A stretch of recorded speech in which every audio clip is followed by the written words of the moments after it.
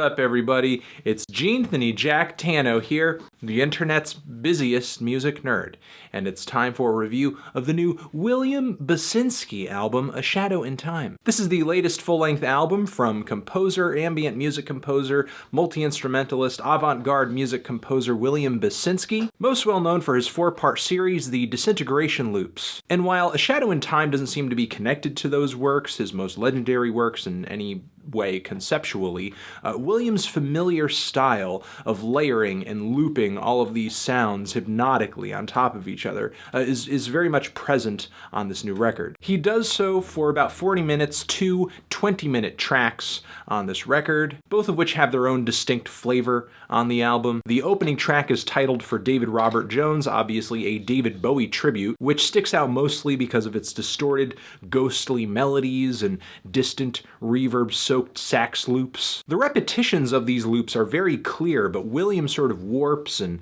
makes the mix very woozy on this track in such a way it just kind of puts me in a lull where while I'm listening to it, I'm really in no rush for it to finish. As the song nears its finish, he adds some deep sub bass into the mix, so there's like a nice, even, bassy rumble going on in the track. The title track on this thing features a much smoother, more even drone, with layer upon layer of ethereal, airy tones kind of cascading over one another, slowly, gently sliding into the mix, popping out of the wall of sound that's behind it, and then kind of slowly fading back into it. William progresses the drone into a series of movements where he emphasizes different frequencies. The drone itself eventually evaporates and gives way to this very lonely, distant piano passage, which is very beautiful, and is not just a good ending to the track, but to the album itself. This album doesn't seem to be as bogged down in process as I've known previous Basinski albums to be, and if it was, it's not really all that apparent, because it does feel like on these tracks he was legitimately trying to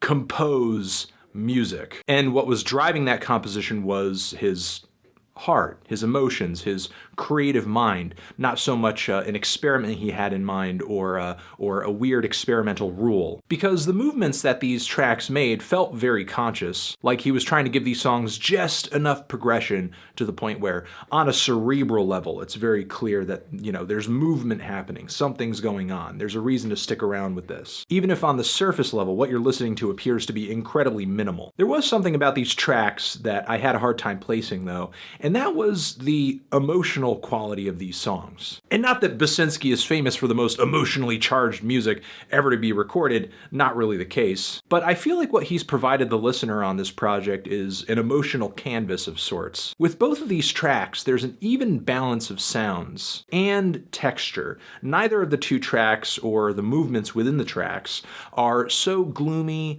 and dreary that they could be misconstrued as depressing, nor are they so airy and bright that they could be called purely blissful either. I think the feelings you pull out of these tracks are the feelings that you project onto these tracks, which is kind of an interesting accomplishment from my point of view. As most ambient music I hear either sways clearly in one way or the other, or is trying its best to be emotionally neutral, live up to that Eno ideal of music's answer to furniture. Basinski's efforts here feel a little more engaging than that. His approach to texture is far from bland, and both of these tracks feature clear elements of progression and tension, without straying too far away from those tenets of ambient and drone music. Those tenets, I would say, are what William lives up to best on this project, because the way he layers and loops sounds on this thing, it gives this satisfying feeling of endlessness, sort of like I'm using my ears to stare into infinity. Again, what's here is a little emotionally ambiguous, but not to say that there's a lack of emotion here. What you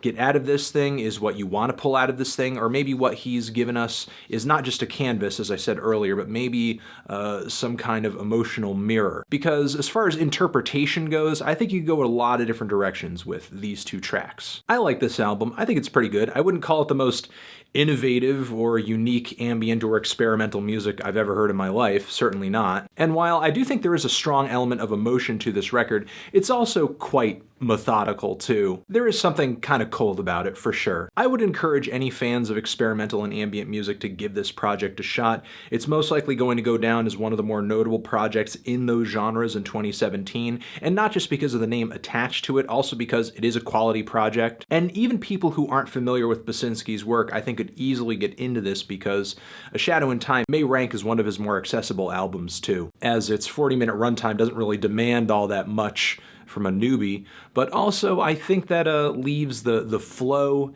and the overall, I guess, satisfaction rating for me on this album a little lower than I would like it to be too, as the impact of this thing isn't really that great to me. And I know I'm saying that about an ambient release, but I'm considering that. I know. I'm feeling a light to decent 7 on this album. Transition.